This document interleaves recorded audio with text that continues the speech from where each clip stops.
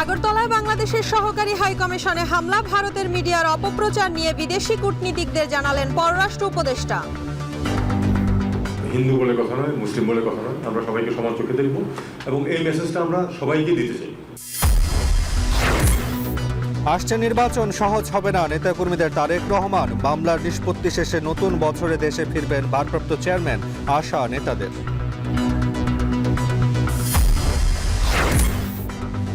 আগামী বছরের 2 মার্চ চূড়ান্ত ভোটার তালিকা প্রকাশ, নতুন নিবন্ধন 17 লাখ, বাদ পড়া 27 লাখের তথ্য সংগ্রহে লাগবে 6 মাস। দারিদ্র্য বিমোচন ও এলডিসি নিয়েও দেয়া হয়েছে ভুল বয়ান, ব্রিফিংয়ে শ্বেতপত্র কমিটি। অর্থনীতি সংস্কারে এখনও বাধার অভিযোগ। যে সমস্ত অকল্পনীয়, অলৌকিক, অবাস্তব লক্ষ্যমাত্রা দেওয়া হয়েছিল, এর দায়িত্ব কে নেবে?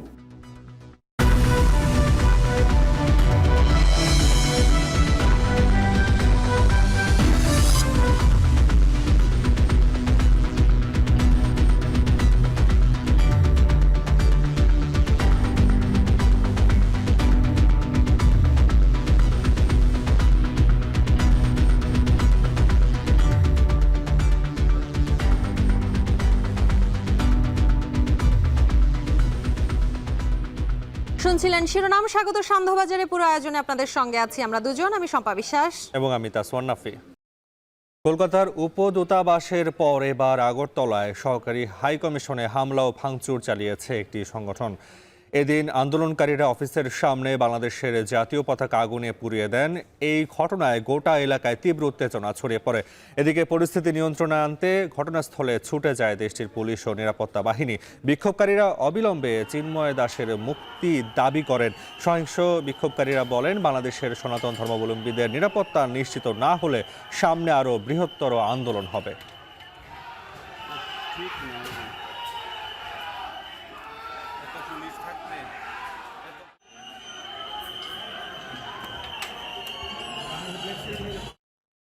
আগরতলায় সহকারী হাইকমিশনে হামলাকে বাংলাদেশের সার্বভৌমত্বের উপর আঘাত বলে মন্তব্য করেছেন জাতীয় নাগরিক কমিটির আহ্বায়ক নাসিরউদ্দিন পাটোয়ারি। তিনি বলেন, ভারতের উগ্র হিন্দুত্ববাদী অনেক নেতা বাংলাদেশের অভ্যন্তরীণ বিষয় নিয়ে অনধিকার চর্চা করছে। ইন্টারন্যাশনাল ডিপ্লোম্যাটিক জোন অনুযায়ী সেগুলো আমাদের রাষ্ট্রের স্বীকৃতি অংশ। সেই জায়গাতে হামলা, নিপীড়ন চালানো আমরা মনে করি বাংলাদেশের সার্বভৌমত্ব, যে জনগণ এবং রাষ্ট্র রয়েছে তার উপরে সরাসরি আঘাত। এই জন্য আমরা প্রতিবেশী যে উগ্রবাদী হিন্দুত্ব সংগঠনগুলো রয়েছে, রাজনীতিবৃন্দ রয়েছেন, শুভেন্দু রয়েছেন, মমতা রয়েছেন, সকলকে আমরা আহ্বান জানাবো, বাংলাদেশের ইন্টারনাল বিষয়ে আপনারা অনধিকার চর্চা করবেন না। বাংলাদেশের মানুষকে যদি অনধিকার চর্চায় আপনারা ঠেলে দেন, হয়তোবা বাংলাদেশের যে দক্ষিণ এশিয়ার মধ্যে শান্তিপূর্ণভাবে একটি বর্তমান ব্যবস্থা রয়েছে, সেই বর্তমান ব্যবস্থা ভেঙে পড়তে পারে। বিদেশি মিশন প্রধানদের কাছে ঢাকার স্পষ্ট বার্তা দিয়ে পররাষ্ট্র উপদেষ্টা জানিয়েছেন, কোনো সাম্প্রদায়িক বিশৃঙ্খলা বরদাস্ত করবে না সরকার। কেবল ভারতীয় মিডিয়া নয়, সাথে আরও অনেক মিডিয়ায় অপপ্রচার চালাচ্ছে উল্লেখ করে তিনি বলেন, বাংলাদেশের বিরুদ্ধে বৈশ্বিক প্রোপাগান্ডা চালাচ্ছে কিছু প্রতিষ্ঠান। ভারতের পশ্চিমবঙ্গের মুখ্যমন্ত্রী মমতা বন্দ্যোপাধ্যায়ের আপত্তিকর মন্তব্যেরও সমালোচনা করেন পররাষ্ট্র উপদেষ্টা। বিস্তারিত গালিব ইবনে রিয়াজের প্রতিবেদনে। 5 আগস্ট শেখ হাসিনা ভারতে পালিয়ে গিয়ে আশ্রয় নেওয়ার পর থেকেই ভারতীয় গণমাধ্যমে বাংলাদেশ প্রসঙ্গ অন্যতম খবর। এদেশের সংখ্যালঘু ইস্যুতে মিথ্যা ও বিভ্রান্তিকর তথ্য ভাইরাল হচ্ছে। অন্তর্বর্তী সরকার বারবারই এসব ইস্যুতে অবস্থান জানিয়ে আসছে। সোমবার বিকেলে রাষ্ট্রীয় অতিথি ভবন পদ্মায় বিভিন্ন দেশের কূটনীতিকদের ব্রিফ করেন পররাষ্ট্র উপদেষ্টা মোহাম্মদ তৌহিদ হোসেন, যেখানে উপস্থিত ছিলেন ভারতের প্রতিনিধিও। বিদেশি মিশন প্রধানদের কাছে ঢাকার স্পষ্ট বার্তা, সাম্প্রদায়িক বিশৃঙ্খলা কোনোভাবেই মেনে নেবে না অন্তর্বর্তী সরকার। যা ঘটছে তাই তুলে ধরতে কূটনীতিকদের অনুরোধ জানান।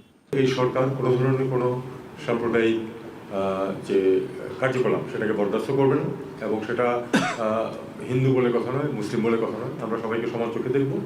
কেবল ভারতীয় মিডিয়া নয়, সাথে আরো অনেক মিডিয়ায় অপপ্রচার চালাচ্ছে উল্লেখ করে পররাষ্ট্র উপদেষ্টা বলেন, বাংলাদেশের বিরুদ্ধে বৈশ্বিক প্রোপাগান্ডা চালাচ্ছে কিছু প্রতিষ্ঠান। এই মেসেজটা আমরা সবাইকে দিতে চাই, পার্টিকুলার কোনো একটা অংশকে না, সবাইকে এই মেসেজটা দিতে চেয়েছি এবং এটাও আমরা বলেছি যে এ ব্যাপারে আইন তার গতিতে চলবে এবং সেখানে যদি কেউ বিশৃঙ্খলা সৃষ্টির চেষ্টা করে অবশ্যই সেটাকে শক্ত হাতে দমন করা হবে। বাংলাদেশে জাতিসংঘ শান্তিরক্ষা বাহিনী পাঠানোর জন্য পশ্চিমবঙ্গ রাজ্য সরকারের পক্ষ থেকে কেন্দ্রীয় সরকারের কাছে প্রস্তাবনা পাঠানোর বিষয়ে মুখ্যমন্ত্রী মমতা বন্দ্যোপাধ্যায়ের রাজনৈতিক দৃষ্টিভঙ্গির সমালোচনা করেন তৌহিদ হোসেন। রাজনীতিবিদরা তো সবসময় রাজনৈতিক দৃষ্টিকোণ থেকেই বক্তব্য দিয়ে থাকেন। আমি মনে করি এটা পশ্চিমবঙ্গের রাজনীতিতে তার অবস্থানের জন্য এটা হয়তো সহায়ক হবে। জুলাই আগস্টে ১,৫০০ মানুষের হত্যা নিয়ে ভারতীয় মিডিয়ার নীরব থাকার কথা উল্লেখ করে পররাষ্ট্র উপদেষ্টা বলেন, ভারতের সাথে বাংলাদেশ সবসময় স্বাভাবিক সম্পর্ক চায়, যা দুই দেশের স্বার্থের মধ্য দিয়েই হবে। ভারত বাংলাদেশ উভয়ই আমি মনে করি সম্পর্ক এগিয়ে নেবে নিজেদের স্বার্থ। গালিব ইবনে রিয়াজ, এখন, ঢাকা। ভারতের আগরতলায় বাংলাদেশের সরকারি হাই কমিশন অফিসে ভাঙচুরের ঘটনায় দুঃখ প্রকাশ করেছে ভারতের পররাষ্ট্র মন্ত্রণালয়। এক বিবৃতিতে নয়াদিল্লি জানায়, এ ধরনের অনাকাঙ্ক্ষিত ঘটনা প্রত্যাশিত নয়। কূটনৈতিক ও সরকারি স্থাপনা কোনো হামলার লক্ষ্যবস্তু হওয়া উচিত না। ভারতের সরকার নয়াদিল্লি সহ অন্যান্য স্থানে বাংলাদেশ হাই কমিশন এবং সেখানকার কর্মকর্তাদের নিরাপত্তা দিতে সব ধরনের পদক্ষেপ নিচ্ছে।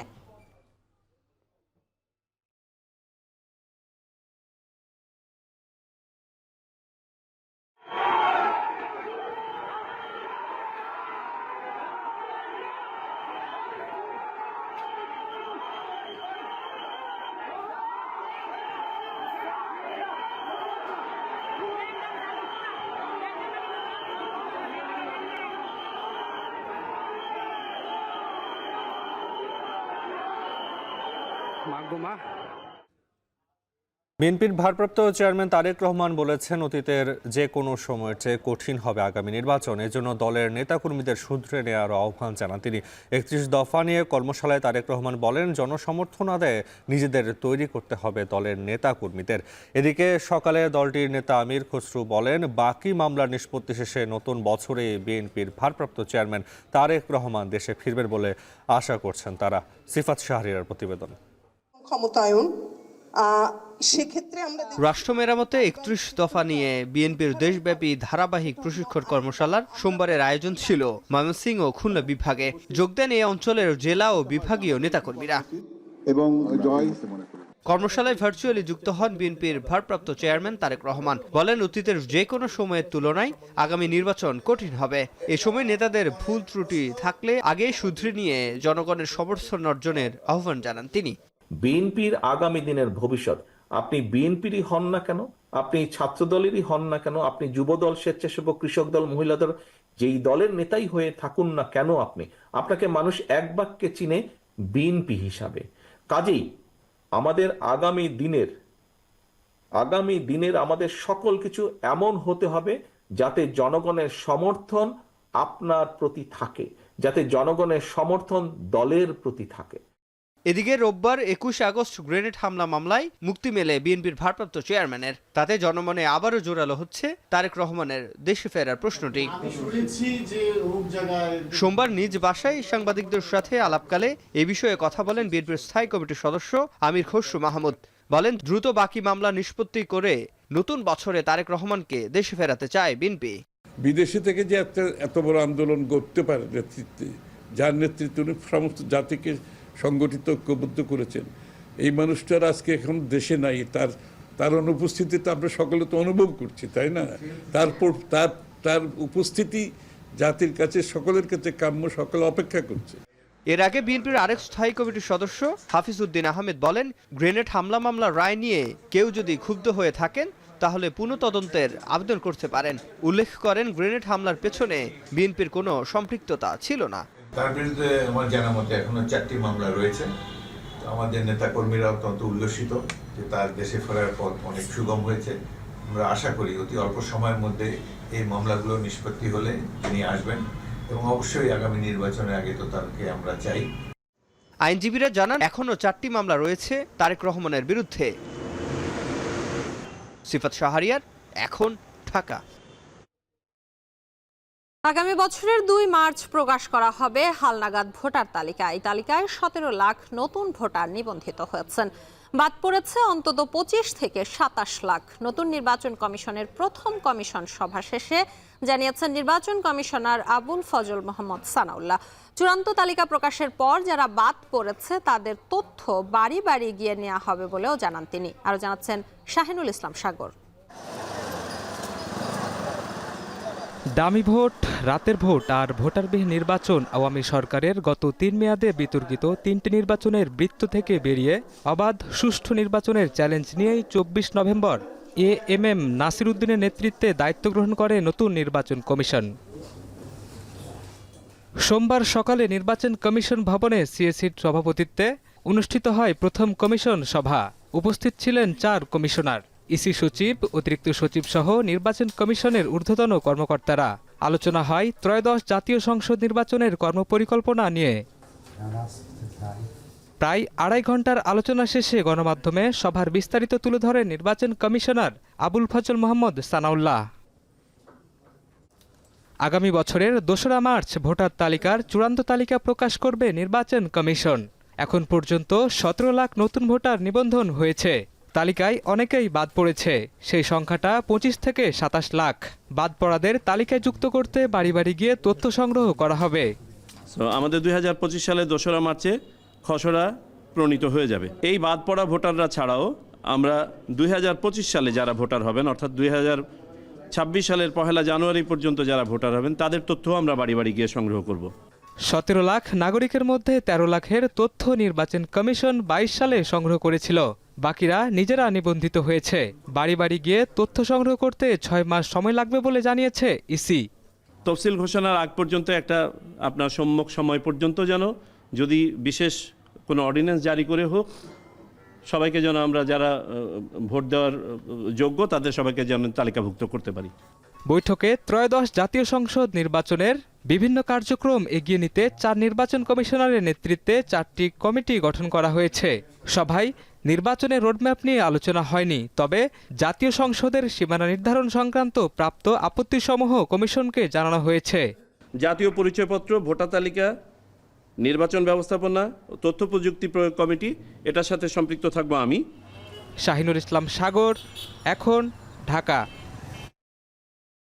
প্রধান উপদেষ্টা ডক্টর মোহাম্মদ ইউনূস বলেছেন, সংস্কার শেষ করেই নির্বাচন দিতে চায় অন্তর্বর্তী সরকার। তিনি বলেন, সংস্কারের ব্যাপারে বদ্ধপরিকর সরকার, কারণ জুলাই বিপ্লবের মূল চেতনায় সংস্কার।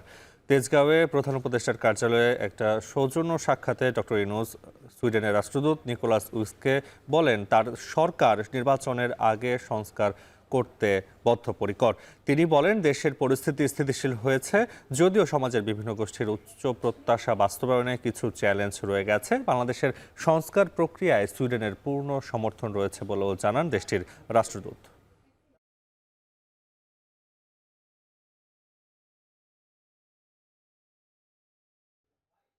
এক সময়ের সুপরিচিত মিরপুরের ইয়াং ক্রিকেটার্স ক্লাবের পরিত্যক্ত জমি নিয়ে সংবাদ সংগ্রহে গিয়ে হেনস্থার শিকার হয়েছেন এখন টিভির রিপোর্টার ও ক্যামেরা পার্সন।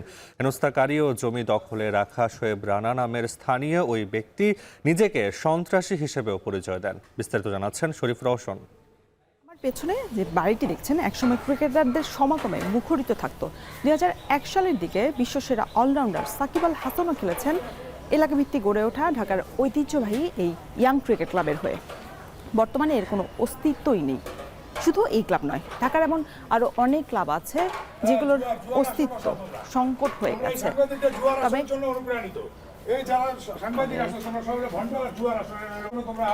ভাই কোনো সমস্যা? আমার বাড়ির সামনে দূরে যাও। কিসের আপনার বাড়ি? এটা আপনার বাড়ি? হ্যাঁ, আমার বাসা। এটা তো আমি রাস্তায় দাঁড়ায় আছি। রাস্তায় দাঁড়ায় আছি, আমার বাড়ির সামনে দাঁড়াতে পারবো না। অদ্ভুত কথা। জুয়া নেশা ইয়াং ক্রিকেটার আছে, প্রতিষ্ঠা দান। আমি বলতে চাই none of the founder of this institute ফালতু কদিন পর বলা হয় লোকে তোমরা এটা করে কিছু করতে পারবো না। কারণ কি, ওটার জিডি বলে এবং ওটার ভারপ্রাপ্ত পাওয়ার বলে এটার স্বত্বাধিকারী আমি। একসময় বেশ নাম ডাক ছিল মিরপুরের ইয়াং ক্রিকেটার্স ক্লাবের। অংশগ্রহণ ছিল ক্রিকেটের সর্বোচ্চ পর্যায়ে প্রিমিয়ার লিগেও। এরপর প্রথম বিভাগ ক্রিকেটে খেলে কোনো রকম নিজেদের টিকিয়ে রাখা ক্লাবটি সঠিক পরিচালনার অভাবে বিলীন হয়ে যায় ঢাকার ক্রিকেট থেকেই। এখন আর ক্রিকেটের কোথাও নেই ক্লাবটি, পরিত্যক্ত থাকে ক্লাবের জায়গাটি। এক পর্যায়ে সেখানে আবাসিক ভবন গড়ে ওঠে, পরবর্তীতে সরকারি নিয়ন্ত্রণে চলে যায় জমিটি। পরবর্তীতে 2020 সাল থেকে ভবনটি দখলে রাখেন শোয়েব রানা নামের এক ব্যক্তি। এ নিয়ে কথা বলতে গেলে প্রতিবেদক এবং চিত্র সংগ্রাহক আদিকে তেড়ে আসেন শোয়েব। নিজেকে সন্ত্রাসী বলেও পরিচয় দেন তিনি। লাস্ট যে কমিটি ওইটারও আমি জিডি, যে প্রেসিডেন্সিয়াল সেক্রেটারি ছিল, আমি ফাউন্ডিং মেম্বার দেখেই আমি ওয়াহিদুর লিঙ্কন আর আমাদের শরীফ ছিল আমাদের এক বন্ধু, ওদের দুজনের নামে জিডি করার পরই আমি এই দায়িত্ব আবার আমি নিজে দখল নিয়ে আসছি। একসময় এই ক্লাবে খেলেছেন এমন একজন জানালেন তার আক্ষেপের কথা। যখন মাঠটা বন্ধ হয়ে গেল, ক্লাবটা নেমে গেল, তখন এটার প্রতি আসলে কারো তখন আর আগ্রহ ছিল না। দেখা যায় তখন ওইখানে তারা ক্লাব নিয়ে চিন্তা করতো না, যে কারণে এখন আর ক্লাবটা নাই। ক্লাব মানে কি? ক্লাব থেকে অনেক কিছু আমরা শিক্ষা গ্রহণ করতে পারবো। স্কুল, কলেজ, ভার্সিটি যেমন অনেক কিছু শিক্ষা গ্রহণ করে, একটা ক্লাব থেকে মানুষ অনেক কিছু শিখতে পারে। ভবনটিতে নিজে থাকার পাশাপাশি ভাড়াও দিয়েছেন দখলদার শোয়েব। অবশ্য বাবা বীর মুক্তিযোদ্ধা হবার কারণে বাড়িটির বরাদ্দ চেয়ে চলতি বছরের সেপ্টেম্বরে গৃহায়ন ও গণপূর্ত মন্ত্রণালয় বরাবর চিঠি দেন তিনি, তবে সিদ্ধান্ত জানায়নি প্রশাসন। এদিকে সরকারি জমি কিভাবে বেদখল হলো তার উত্তর নেই দায়িত্বপ্রাপ্ত ভূমি কর্মকর্তার কাছেও। শরীফ রওশন, এখন, ঢাকা। ডেঙ্গুতে চলতি বছর ঢাকা বিভাগে সবচেয়ে বেশি আক্রান্ত এবং মৃত্যু হয়েছে। দেখা গেছে ঢাকা সিটি কর্পোরেশনে 20 থেকে 40 বছর বয়সীদের মৃত্যুর হার সবচেয়ে বেশি। হাসপাতালে দেরিতে আসা এবং সচেতনতার অভাবে শীত মৌসুমেও ডেঙ্গুতে মৃত্যু কমছে না উল্লেখ করে ডেঙ্গু চিকিৎসায় অনিয়মের তথ্য পেলে ব্যবস্থার হুঁশিয়ারিও দিয়েছে স্বাস্থ্য অধিদপ্তর। এদিকে সোমবার স্বাস্থ্য অধিদপ্তর জানিয়েছে গেল 24 ঘন্টায় ডেঙ্গুতে আক্রান্ত হয়ে 3 জনের মৃত্যু হয়েছে। এ সময় ডেঙ্গু আক্রান্ত হয়ে হাসপাতালে ভর্তি হয়েছে আরও 705 জন রোগী। আর জানাচ্ছেন মেহরিন আনি। ডেঙ্গু যেন এবার কোনো মৌসুমের তোয়াক্কা করছে না। বর্ষা মৌসুম শেষ হয়ে শীতের মৌসুম শুরু হলেও ডেঙ্গুর দাপট কোনোভাবেই কমছে না। অন্যান্য বছর নভেম্বরে ডেঙ্গুর প্রকোপ কমলেও জলবায়ু পরিবর্তনের কারণে চলতি বছর নভেম্বরেই ডেঙ্গুতে সর্বোচ্চ মৃত্যু হয়েছে 173 জনের। শীতেও কেন মৃত্যু বাড়ছে তার পেছনে হাসপাতালে দেরিতে আসা এবং সচেতনতার অভাবই প্রধান কারণ, এমনটাই জানিয়েছে স্বাস্থ্য অধিদপ্তর। সোমবার সকালে মহাখালীর স্বাস্থ্য ভবনে ডেঙ্গু পরিস্থিতি নিয়ে প্রেস ব্রিফিংয়ের আয়োজন করে স্বাস্থ্য অধিদপ্তর এসব তথ্য দেয়। ব্রিফিংয়ে জানানো হয় ঢাকা বিভাগে চলতি বছর আক্রান্ত এবং মৃত্যু সবচেয়ে বেশি। এছাড়া ঢাকা সিটি কর্পোরেশনে 20 থেকে 40 বছর বয়সীদের মৃত্যু বেশি বলেও জানায় স্বাস্থ্য অধিদপ্তর। 52,974 জন ডেঙ্গু রোগী শনাক্ত হয়েছে ঢাকা ডিভিশনে। ঢাকার বহুতল ভবনে সবচেয়ে বেশি এডিসের লার্ভা মিলছে। সঠিক সময়ে হাসপাতালে না আসায় এবং সচেতনতার অভাবে মৃত্যু বাড়ছে উল্লেখ করে ডেঙ্গু প্রতিরোধে প্রচারণায় জোর দেওয়া দরকার বলে জানান স্বাস্থ্য অধিদপ্তরের মহাপরিচালক। মৃত্যু যাদের হচ্ছে তারা সবাই দেরিতে আসতেছে। যখন আর ট্রিটমেন্ট দিয়ে এটা কন্ট্রোল করার সময় দেয় না। মানুষ, আমাদের শরীরের একটা ক্ষমতা আছে, শরীরের একাধিক অঙ্গ যদি তার ক্ষমতা হারিয়ে ফেলে, অক্ষমতায় চলে যায়, এটাকে মাল্টি অর্গান ডিসফাংশন সিনড্রোম বলি আমরা, সেটা যখন হয়ে যায় তাহলে কোনোভাবেই এইটাকে আর আগের অবস্থায় ফিরে নিয়ে আসা আমাদের পক্ষে সম্ভব হয় না। এ সময় তিনি ডেঙ্গু চিকিৎসায় কোনো অনিয়ম পাওয়া গেলে সরকারি বেসরকারি যে কোনো হাসপাতালের বিরুদ্ধে ব্যবস্থা নেওয়ার হুঁশিয়ারি দেন। কোন রোগীকে প্লাটিলেট দিতে বলা, এটা তো মেডিকেল সায়েন্স এখন বলছে না, আমাদের একটা প্রোটোকল আছে। এই ধরনের যদি কোনো রিপোর্ট আপনি পান তাহলে আমাদেরকে রিপোর্ট করলে আমরা ব্যবস্থা নেব। এছাড়া সংবাদ সম্মেলনে জানানো হয় এখন পর্যন্ত 67 জন চিকুনগুনিয়া এবং জিকা ভাইরাসে 11 জন আক্রান্ত হয়েছে।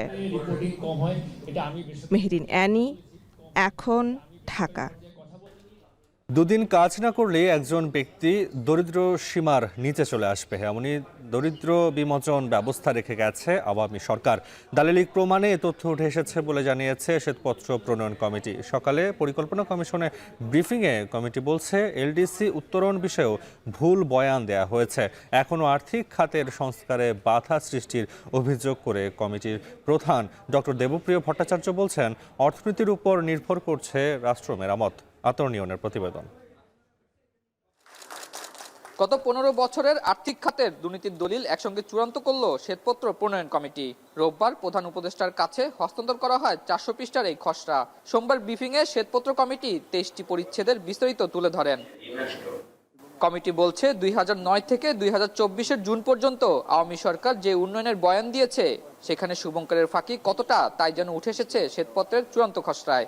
দেশের দরিদ্র বিমোচন ব্যবস্থার এতটাই ক্ষতি করেছে দুর্নীতিগ্রস্ত হাসিনা সরকার, সেখানে দুদিন কেউ কাজ না করে তবে সেই ব্যক্তিও দরিদ্র সীমার নিচে চলে আসবে। যারা দরিদ্র সীমার উপরে আছে তারাও যদি মাসে 2 দিন কাজ না করতে পারে তাহলে দারিদ্র রেখার নিচে মোট জনসংখ্যা বর্তমানে যা আছে তার দ্বিগুণ হয়ে যাবে। মেগা প্রকল্পের নামে মেট্রো রেল বা পদ্মা সেতু প্রকল্পে কিছুটা কাজ আসলেও ঋণের বোঝা বাড়িয়েছে বেশিরভাগ প্রকল্প। আর এসব অবকাঠামো উন্নয়নে যে বিনিয়োগ করা হয়েছে তা থেকে চুরি করা হয়েছে কয়েক গুণ। গত 15 বছরে এর পরিমাণ দাঁড়িয়েছে $24 বিলিয়ন পর্যন্ত, যা প্রায় 3 লাখ কোটি টাকার বেশি। শুধু বিনিয়োগে আওয়ামী সরকারের আমলে চুরি হয়েছে 40% পর্যন্ত। আর ব্যাংকিং খাতে ঋণ নিয়ে ফেরত না দেয়া যেন অনেকটাই স্বাভাবিক ছিল, যে কারণে কাগজে কলমে খেলাপি প্রায় 3 লাখ কোটি টাকা। আর সার্বিকভাবে এই ঋণের পরিমাণ 7 লাখ কোটি টাকার বেশি। হিসাব করে দেখা গেছে 15 বছরে দেশের ব্যাংক খাতে যে মন্দ ঋণ তৈরি হয়েছে তা দিয়ে 14টি মেট্রো রেল বা 24টি পদ্মা সেতু করা যেত। একই অবস্থা জ্বালানি খাতেও, সেখানে প্রতি $10 বিলিয়ন মধ্যে চুরি হয়েছে $3 বিলিয়ন। আর ক্যাপাসিটি চার্জের নামে যে বোঝা দাঁড়িয়েছে তা বয়ে যেতে হবে বেশ কয়েক বছর। সার্বিকভাবে গত 15 বছরে দেশের চামচা পুঁজিবাদ থেকে চোরতন্ত্রে পরিণত হয়েছে বলে মনে করে শ্বেতপত্র কমিটি। এর সাথে জড়িত দেশের রাজনীতিবিদ, আমলা ও বিদেশি ব্যক্তিরাও। এমনকি এলডিসি উত্তরণের ফাঁদে ফেলে উন্নয়নের যে কথা বলা হয়েছে তার ভিতরে ছিল দুর্নীতি। আমরা নিশ্চিতভাবে এখন বলতে পারি আমাদের কাছে কিছু দালিলিক প্রমাণ, কিছু কারিগরি প্রমাণ, কিছু আমাদের কাছে মানুষ যা আমাদের বলেছেন তার ভিত্তিতে যে আমাদের সন্দেহাতীতভাবে আমরা এখন সন্দেহ প্রকাশ করতে পারি যে এর ভিতরে বড় ত্রুটি আছে এবং এই ত্রুটিকে বের করে বাংলাদেশের উন্নয়নের প্রকৃত চিত্র বের করে সামনের দিনের উন্নয়নের পরিকল্পনা করতে। যখন আপনার রাষ্ট্র ক্ষমতায় আপনি যাদের আপনি দায়িত্ব দেন, সেটা আপনি আইনসভা বলেন, আপনার নির্বাহী বিভাগ বলেন অথবা আপনি বিচার বিভাগ বলেন, তারা সকলে যখন গোষ্ঠীবদ্ধভাবে একটি চুরির অংশ হয়ে যায় সেটাই তখন চোরতন্ত্র। এ সময় বর্তমান অন্তর্বর্তী সরকার 4 মাসে কি করেছে এবং আগামী 6 মাস কি সংস্কার করবে, সেই সাথে আগামী 2 বছরের একটি পরিকল্পনা সহ বেশ কিছু পরামর্শ তুলে ধরেন তারা।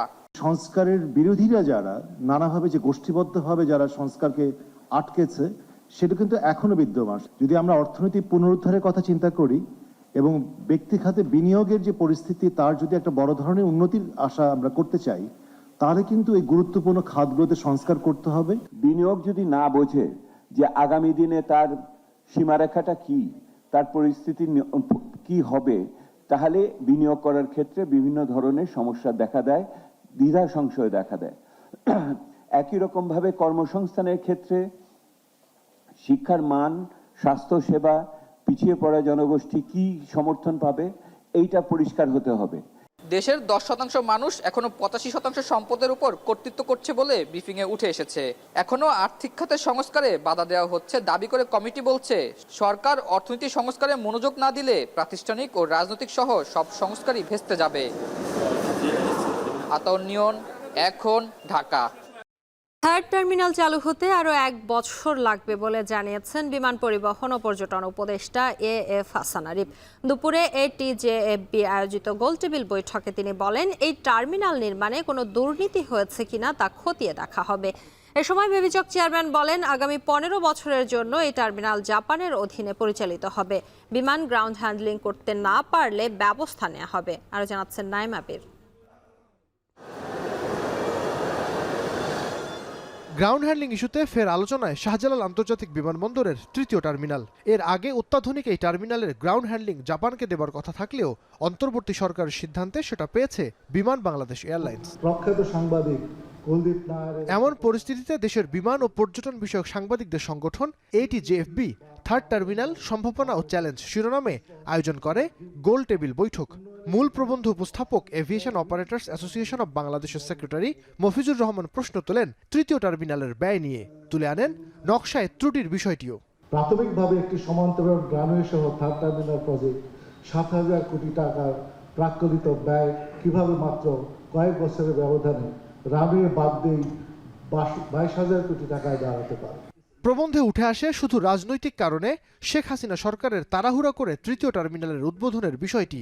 বলেন, স্বাধীন আরেকটি রানওয়ে ছাড়া আশানুরূপ সুফল মিলবে না থার্ড টার্মিনালের। বিরাট আয়োজন আর ঢাকঢোল পিটিয়ে নির্মাণ শেষ হওয়ার অনেক আগেই শুধুমাত্র রাজনৈতিক স্টান্টবাজি আর নির্বাচনের মাঠে ফায়দা লোটার জন্য বিগত সরকার থার্ড টার্মিনালের উদ্বোধন করে গত বছরের অক্টোবরে।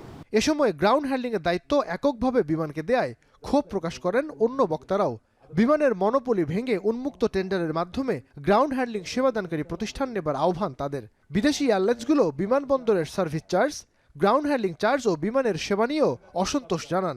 54 বছরে বিমান পারেনি, আগামী 2 বছর সময় দিলে বিমান কতটুকু পারবে? We have very big doubts. কমপ্লেইনগুলো কিন্তু সেমই চলে আসছে। তখন হয়তো এয়ারলাইন কম ছিল, জিএইচ এর ক্যাপাবিলিটিও ছোট ছিল, কিন্তু আজকে এয়ারলাইন বাড়ছে, জিএইচ এর ক্যাপাবিলিটিও সেই অনুযায়ী বাড়া উচিত এবং কন্টিনিউয়াসলি আমরা সেম কমপ্লেইনই করে যাচ্ছি প্রথম থেকে এখন পর্যন্ত। আমাদের প্রত্যেক এয়ারলাইন্সের একটা গ্রাউন্ড হ্যান্ডলিং এগ্রিমেন্ট আছে বিমান বাংলাদেশ এয়ারলাইন্সের সাথে। আমরা কোনো অতিরিক্ত এডিশনাল সার্ভিস চাই না, শুধু এই গ্রাউন্ড হ্যান্ডলিং এগ্রিমেন্টটা লাইন বাই লাইন যদি আমাদেরকে পারফর্ম করে কমপ্লাই করে দিয়ে দেন, ইটস ওকে ফর আস। যদিও তৃতীয় টার্মিনালে আন্তর্জাতিক সেবা দিতে কোনো ছাড় দিতে রাজি নয় বেবিচক। চেয়ারম্যান বলছেন, আগামী 15 বছরের জন্য এই টার্মিনাল জাপানের অধীনে পরিচালিত হবে। বিমান গ্রাউন্ড হ্যান্ডলিং করতে না পারলে বিকল্প ব্যবস্থাও নেওয়া হবে। Nothing less than international airport standard we are going to accept. That's the reason why we are giving the operations and maintenance to the Japanese company, special purpose company, you know. They will be operating this for probably next 15 years.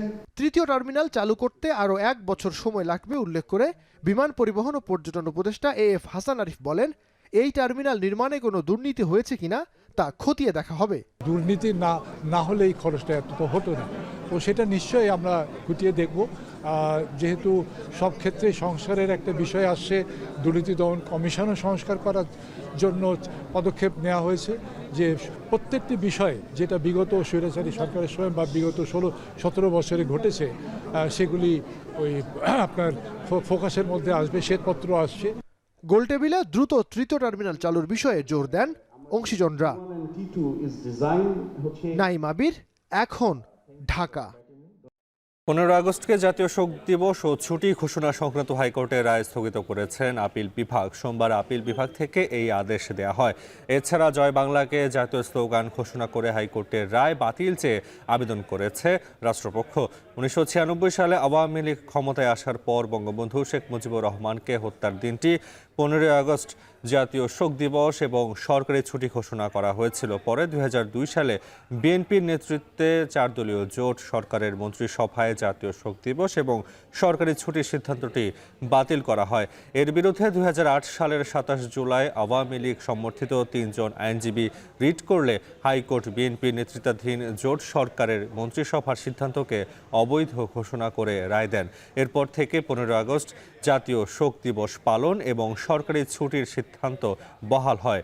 সম্প্রতি হাইকোর্টের এই রায় স্থগিত চেয়ে আপিলের আবেদন করে রাষ্ট্রপক্ষ। এছাড়া জয় বাংলাকে জাতীয় স্লোগান ঘোষণা করে হাইকোর্টের দেয়া রায়ও বাতিল চাওয়া হয়েছে। এ বিষয়ে পরবর্তী শুনানি রোববার।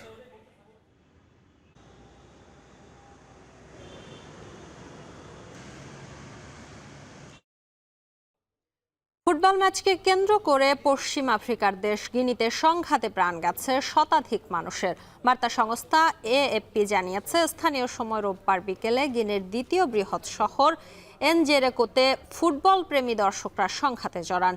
ম্যাচ চলাকালীন রেফারির বিতর্কিত একটি সিদ্ধান্তের জেরে শুরু হয় সহিংসতা। দর্শকদের একটি অংশ মাঠে ঢুকে বিশৃঙ্খলা করে। কিছুক্ষণ পরই বিক্ষুব্ধ জনতা আগুন লাগিয়ে দেয় শহরের থানায়। অনলাইনে ভাইরাল ভিডিওতে মাটিতে পড়ে থাকতে দেখা গেছে বিপুল সংখ্যক মানুষের মরদেহ।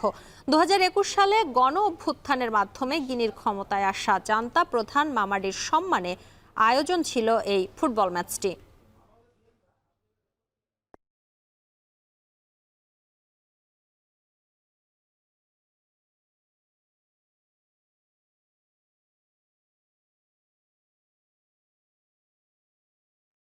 কৃষক আন্দোলনে আবার উত্তাল ভারত। 5 দফা দাবিতে সোমবার বেলা 12টার দিকে দিল্লির পার্লামেন্ট ভবনের উদ্দেশ্যে পদযাত্রা শুরু করেন তারা। এনডিটিভি জানিয়েছে, স্থানীয় সময় বেলা 12টার দিকে কৃষকদের যাত্রা শুরু হলেও আগেই দিল্লি সংলগ্ন সকল এলাকায় নিরাপত্তা জোরদার করে প্রশাসন। সীমান্ত বন্ধ করা, অতিরিক্ত পুলিশ মোতায়েন এবং চেকপোস্ট বসানো সহ নেওয়া হয়েছে নানা ব্যবস্থা। যান চলাচল ও পণ্য পরিবহনের পথ ঘুরিয়ে দেওয়া হয়েছে অনেক সড়ক মহাসড়কে। আগ্রা, আলিগড় সহ 20 জেলার কৃষকরা পায়ে হেঁটে এবং ট্রাক্টর নিয়ে যোগ দেবেন আন্দোলনে। নতুন কৃষি আইনের অধীনে আর্থিক সুবিধা ও ক্ষতিপূরণের দাবিতে সরকারকে চাপে দিতে ও বিক্ষোভ বলে রোববার জানান ভারতীয় কিষাণ পরিষদের নেতা সুখবীর খলিফা। ন্যূনতম সহায়ক মূল্য এমএসপি ধার্যের দাবি নিয়ে আগামী শুক্রবার বিক্ষোভের ডাক দিয়েছে কৃষকদের আরও কিছু সংগঠন। গেল কয়েক বছরে একাধিকবার বড় ধরনের কৃষক আন্দোলনের মুখে পড়তে হয়েছে মোদী সরকারকে।